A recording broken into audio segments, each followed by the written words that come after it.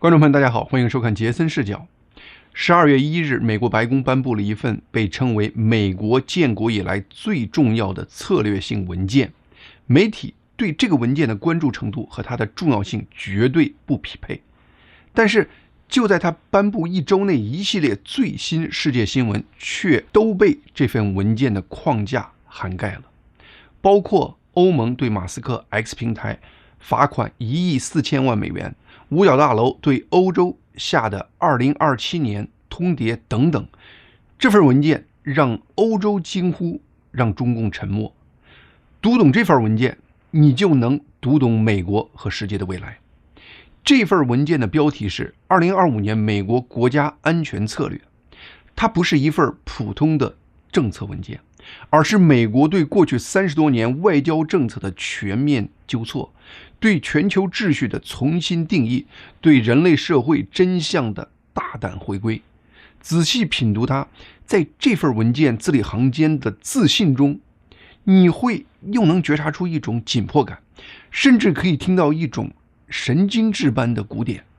它不像一个国家在设计繁荣的未来，更像是在为一个将要发生巨变的世界做紧急准备。这份文件首先阐明了什么是美国国安策略，包括以前的美国策略是如何走偏的，和川普总统实施的纠正政策。然后讲到了美国应该要什么和美国拥有的独特优势。最后这份文件进入核心话题，就是美国国安策略本身。在这部分，美国按照世界不同地区分别阐述了美国策略。排第一的是一个叫西半球的概念，包括北美和南美洲，然后依次是亚洲、欧洲、中东和非洲。这份文件和过去类似文件最大的不同点，就是它把一切都摆在桌面上，包括那些让欧洲痛苦、让中共失眠的内容。文件开宗明义，外交政策的目的是保护美国核心利益，这是这一策略的唯一焦点。听起来冷酷，但这就是川普政府这份文件的风格。我要什么，我有什么，我怎么得到它，全写得明明白白，不再用什么共同价值观、基于规则的秩序等词汇来包装。以往的策略文件关注愿望清单，描述的是最终美好的状态，但是却不讲清怎么达到那个目的。这次不一样，目标、手段、路线一目了然。川普政府为什么这样做？因为透明就是威慑。当你把所有牌摆在桌面上，告诉全世界这就是我的底牌时，你在传递一个信号：我有足够的实力执行它，有足够的自信公开它，也有足够的决心贯彻它。这是一种力量的宣示。也许正是这个原因，文件发布1周后，中共依然是一言不发。文件第一部分分析了以前美国策略是如何走偏的，列举了美国精英们的几大误判。他们错误估计了美国人民承担全球经济和军事负担的意愿，高估了美国同时为庞大国家机器和庞大军事机器提供资金的能力。美国还在全球主义和自由贸易框架下犯了灾难性的错误，结果挖空了美国的中产阶层和工业基础。他们允许盟友把国防成本转嫁给美国，还把美国束缚在一些国际机构的政策上，而这些国际机构很多都是被中共这样的国家驱动的。这些精英们在追逐表面的美国全球主导的同时，却摧毁了美国实质的根基。而西方精英阶层推出的这个全球主义的最大受益者，恰恰是中共。在过去30多年，中共利用这个被扰乱的国际秩序，迅速崛起，侵蚀西方，扩张它的集权模式，成为世界真正的威胁。那么，美国到底需要确立什么策略性的目标呢？答案分为国内目标和国外目标2个维度，而且把国内目标放在第一位。在美国国内目标上，文件首先强调，我们需要确保维持美国作为一个独立的主权共和国的长期生存和安全。美国政府需要保障公民拥有上帝赋予的自然权利，并优先考虑美国人民的福祉和利益。这里提到上帝赋予的自然权利，这是和美国独立宣言的精神一脉相承。人的权利不是政府赋予的，而是来自更高的源头。接下来的国内目标清单非常实在：一、保护美国免受军事攻击和外国影响，包括间谍、掠夺性贸易、毒品贩卖、破坏性宣传和文化颠覆等等。二、全面控制边境和移民系统。三、拥有世界最强大的军事和核威慑，包括为美国本土建立金琼导弹防御系统。四、拥有世界最强大、最创新的经济和工业基础。五、拥有世界最强大的能源部门。六、保持在世界范围的经济和创新领先地位。七、保持美国软实力在世界上的影响力。最后这项精神层面的目标非常关键。文件说，我们需要复兴美国精神和健康的美国文化。没有这一点，美国的长期安全是不可能的。我们想要一个珍惜自己过去辉煌并期待新的黄金时代的美国。我们需要一个骄傲乐观的人民，他们相信他们会把一个更好的国家交给下一代。而实现这个目标的必要条件是培养一代强调传统家庭理念中健康成长起来的年轻人。这段话值千金，他把美国的精神和健康文化放在了国家安全的核心位置，并明确指出这一切的基础是强大的传统家庭理念。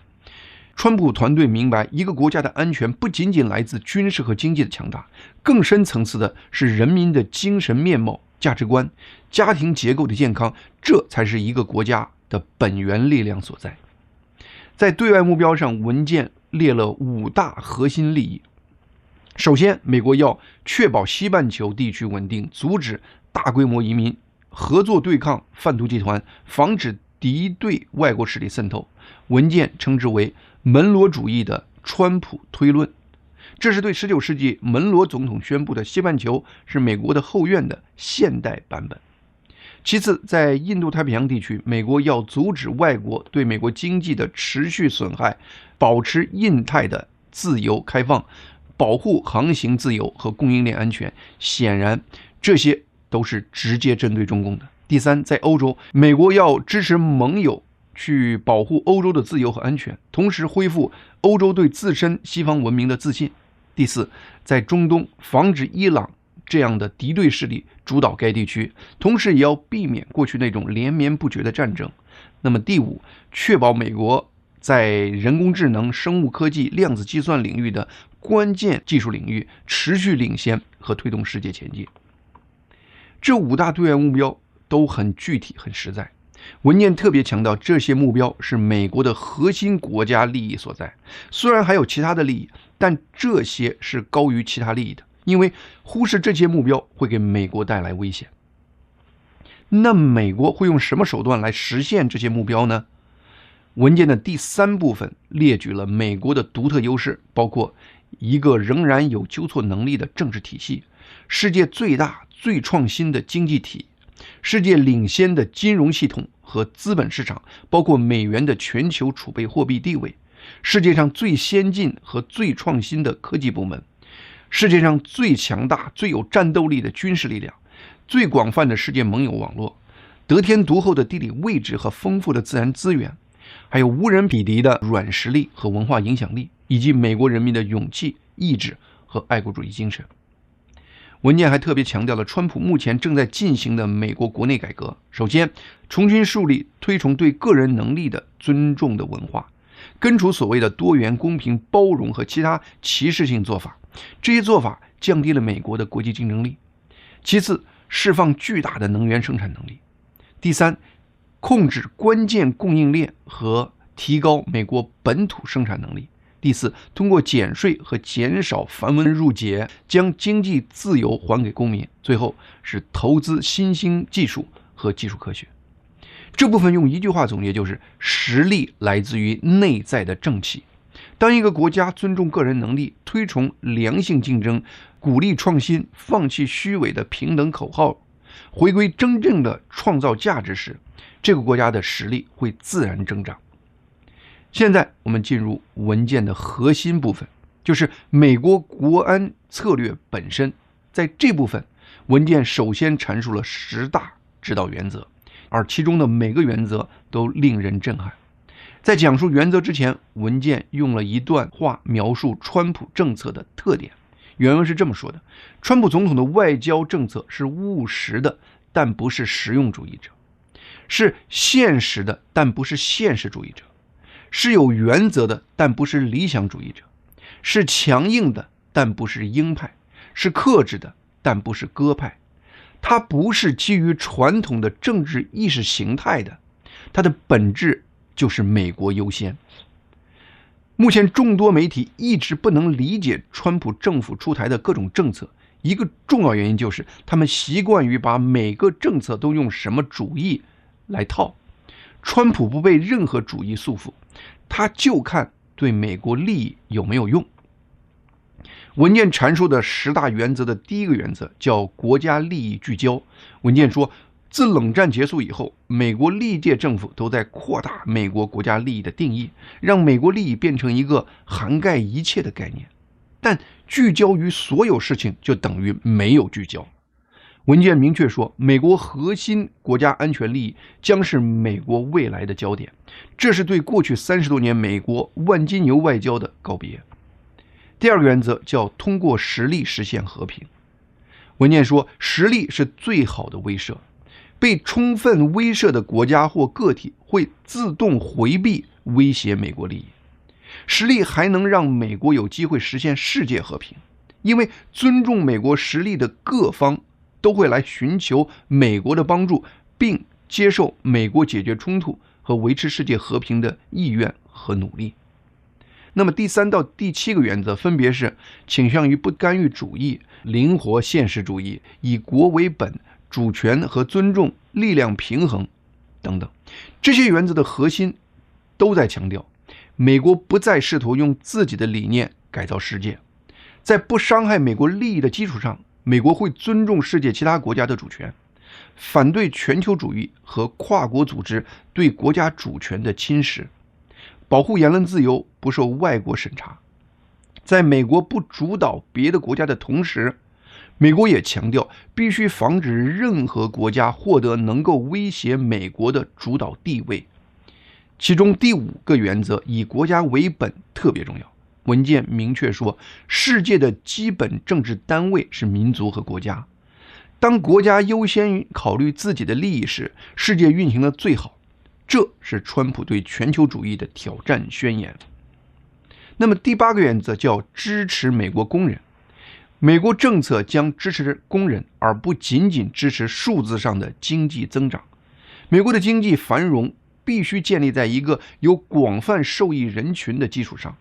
而不是集中在社会顶层或局限于某些行业。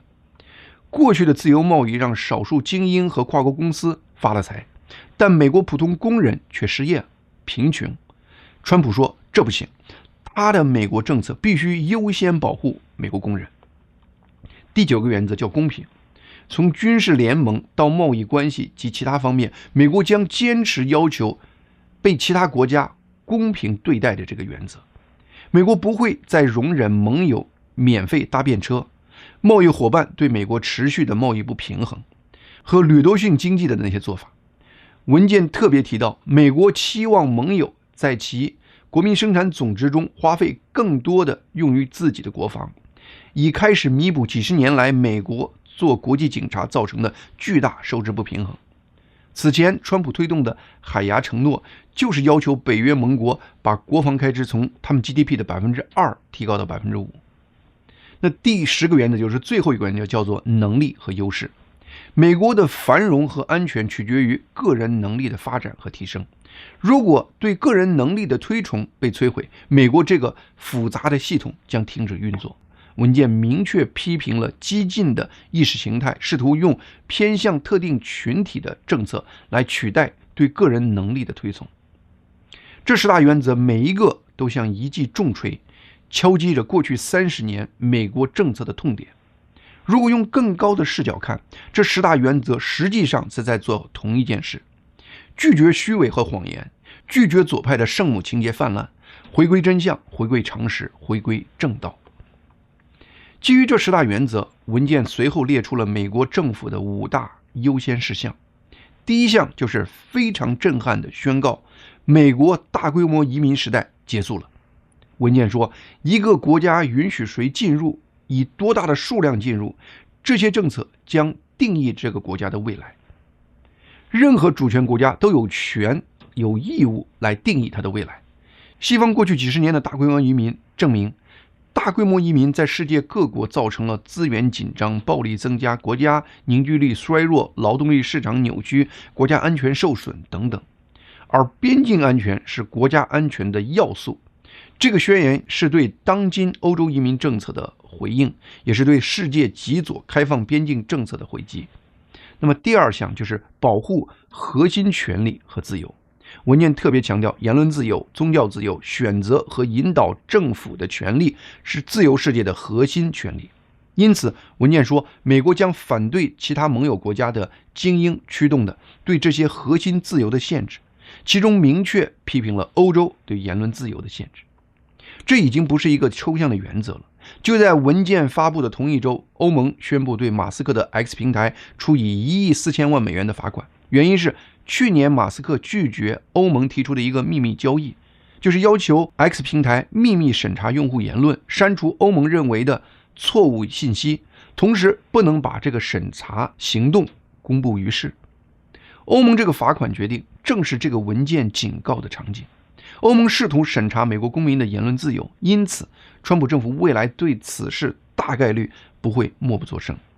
当然，未来川普政府真的采取行动时，媒体一定会说这是川普对马斯克的额外关照。其实不是，这篇政策性文件说得很清楚，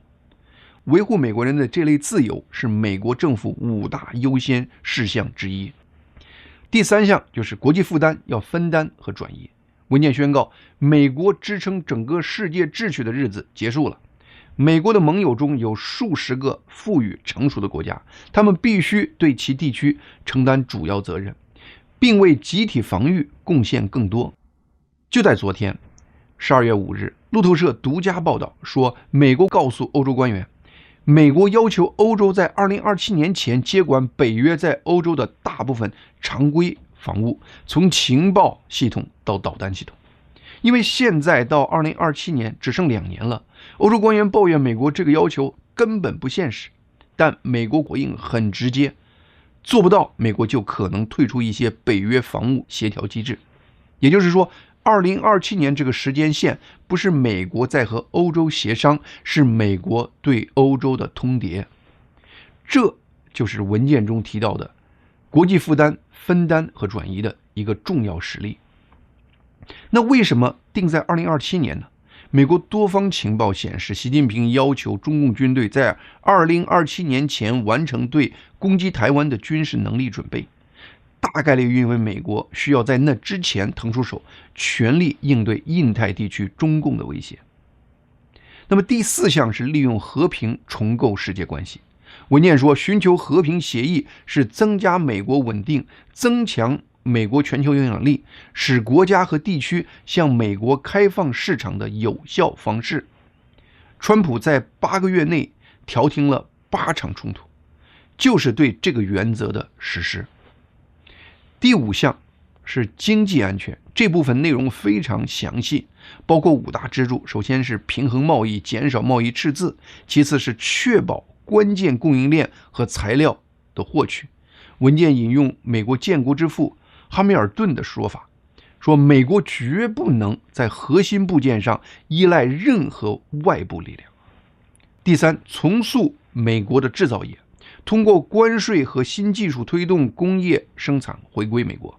第4，复兴国防工业基础，快速生产最先进的军事系统和弹药。5，恢复美国能源的主导地位，摒弃气候变化意识形态的困扰。这5大支柱每个都在针对中共和美国极左势力对美国经济的侵蚀和破坏。文件最后就美国在世界5大地区的国安策略进行了逐一阐述。我们重点讲3个关键地区。首先是西半球这个区域，也就是北美和南美洲。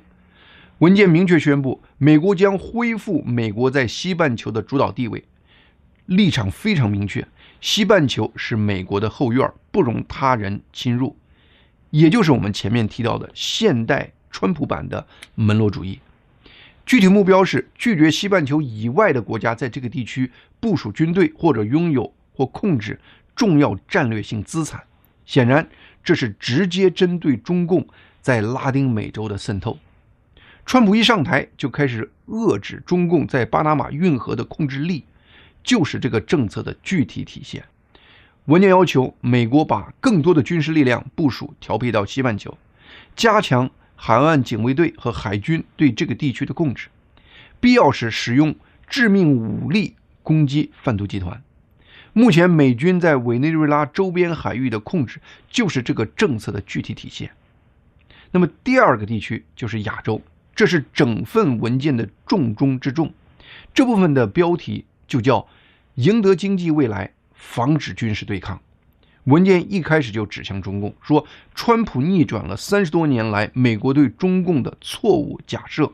即通过向中共开放市场，把制造业外包给中共，会促使中共加入所谓的基于规则的国际秩序。但现实的结果却是，这个政策让中共变得前所未有的强大，而提倡这类政策的美国精英也成为中共策略在美国的推动者。过去40多年，中共和美国的商业关系一直都是不平衡的。针对这个局面，文件提出了明确的对策，重新平衡美国和中共的经济关系，恢复美国的经济独立性，贸易中优先考虑互惠和公平。未来美国和中共的贸易应该是平衡的，并且集中在非敏感领域。美国必须保护和捍卫美国经济免受中共的伤害，包括结束中共掠夺性的商业策略，结束中共对美国就业和制造业的破坏，结束中共大规模的知识产权盗窃和工业间谍，结束中共对美国供应链的威胁，结束中共出口芬太尼原料对美国的伤害，结束中共利用宣传和其他形式对美国意识形态的颠覆，涵盖一切方面。在军事层面，文件强调要在印度太平洋地区保持强大的威慑，以此来防止大规模军事冲突。文件重点提到台湾，说防止台湾冲突是优先事项，理想的情况是以实力求和平，通过保持压倒性的军事优势来实现亚洲的和平。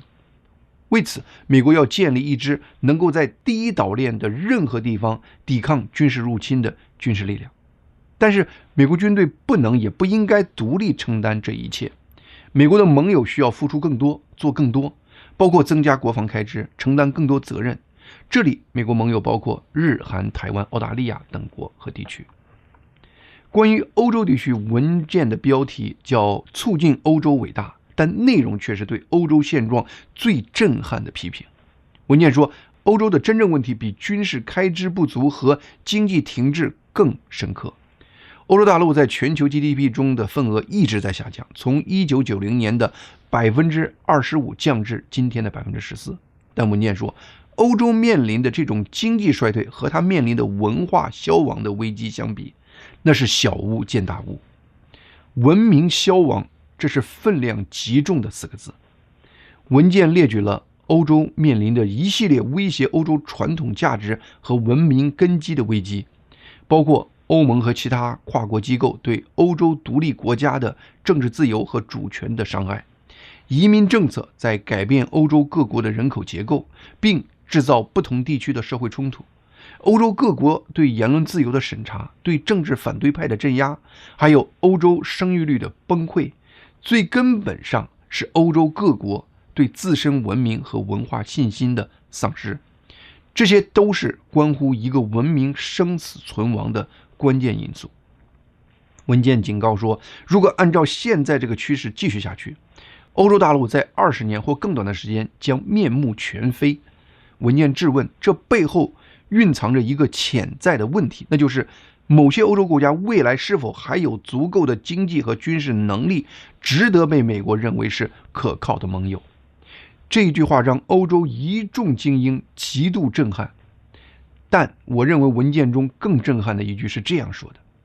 我们美国希望欧洲仍然是欧洲，能重新获得他对自身文明的自信，并放弃他们对自由言论和自由思想的窒息。这是美国对欧洲的底线要求。这句话的潜台词是什么？历史上的欧洲正在消亡，一个拥有辉煌文明的大陆正在人们眼前失去它的身份。文件提到了乌克兰战争，说结束敌对行动可以稳定欧洲经济，防止战争意外升级或扩大，重建美国和俄罗斯的战略稳定关系，这符合美国的核心利益。文件指出，欧洲官员对战争持有不切实际的期望，而美国需要做的就是帮助欧洲纠正他们在乌克兰问题上错误的政策轨迹。从这个政策文件可以完全解释美国目前在俄乌战争过程中的一切言论和思维角度。说白了，这个文件已经把欧洲从美国战略伙伴的位置重新定义为美国利益缓冲区的位置，是需要美国维持稳定的竞技场。因此，美国在欧洲的目标不再是与欧洲共同领导世界，而是在欧洲内部培育抗衡欧洲主流政策的传统派力量，让欧洲在文化上保持欧洲传统，在战略上自主，在军事上自立，在经济上变得对美国有利。我们前面提到的，美国最新要求欧洲在2027年完成自身军事防疫的那个最后通牒，现在大家应该看懂了吧？美国的战略重点其实已经不在欧洲了，欧洲需要在2年内自己站起来，因为美国未来需要全力应对中共。这其实是美国这个国安策略的核心逻辑。中共才是美国最大的威胁，而欧洲需要自己做出选择，是保持欧洲文明，还是沿着自我毁灭的道路走下去。如果欧洲选择后者，那么欧洲将不配成为美国的盟友。关于中东和非洲，文件相对简略。美国对未来中东策略的重点是转移负担，建立和平，强调中东不应该再是美国外交政策的焦点。但是，美国在中东仍然有核心利益，也就是防止敌对势力控制波斯湾能源，保持世界能源航道开放，同时确保以色列的安全。美国对非洲的政策最简单，总结一句话就是从援助转向贸易和投资。未来美国会选择和能力强可靠的非洲国家合作，和他们共同开发能源和关键矿物。读完这整份文件，我们能得到什么启示呢？这个文件全面解读了川普目前和未来的所有核心政策理念，是美国过去100年最重要的一次国策调整。他告别了过去30多年的全球主义幻想，回归了对国家主权核心利益的坚守。这篇文件对中共的威胁有着清醒的认识，明确指出过去30多年美国对中共的绥靖政策是灾难性的，而川普的策略是全方位的系统性的防御和反击。对欧洲的警告同样令人震惊，欧洲正在丧失它自身的文明，在大规模移民言论审查极左意识形态的侵蚀下渐渐凋零。同时，这份文件也是一个警告书，美国正为迎接一个高压的破碎的世界，一个充满竞争和冲突的未来做准备。从更高的视野来看，这份文件阐述了人间的一个真理：一个国家、一个文明的兴衰根本上取决于它是否坚守基本的道德和正确的价值观。当美国的精英放弃对真相的追求，拥抱全球主义的谎言，纵容中共的扩张，推动极左的议程时，美国就开始走向衰落。而川普要做的就是率领美国回归对真相的坚守，对正义的追求，对原则的坚持，回归对主权、自由、家庭、实力的认可。川普的这份国家安全策略不仅是一份美国策略文件，它也是一份对人类未来方向的宣示。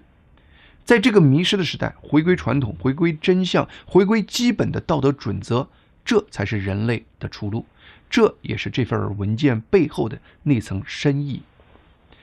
在我的杰森新闻快递频道，我有一期最新的节目，是美国战争部长赫克塞斯12月6日在里根防务论坛发表的一个演讲，完整的阐述了在军事领域实现这个新的美国国安策略的方式和行动。演讲很精彩，没有看的朋友一定要看看。好，今天杰森视角的节目就到这里，谢谢大家的收看，希望大家能够订阅和推荐杰森视角以及杰森新闻快递这2个频道。